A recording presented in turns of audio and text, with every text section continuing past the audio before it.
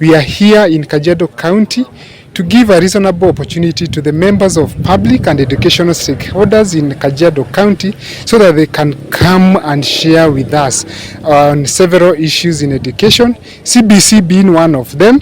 We are also looking into hearing and listening to their views on technical vocational education and training, as well as university education. We have a lot of challenges in Kajiado. You know the way Kajiado is. The urban and peri-urban Kajiado, the rural Kajiado. We want to have a system of education that is going to be favorable to all our children. And it is important for us to give our views tomorrow to them. We have a memorandum as the county government, and we shall give it out tomorrow. But it is important for all of us to be there tomorrow so that we can share with them. We are giving them this opportunity to come out and share in their views.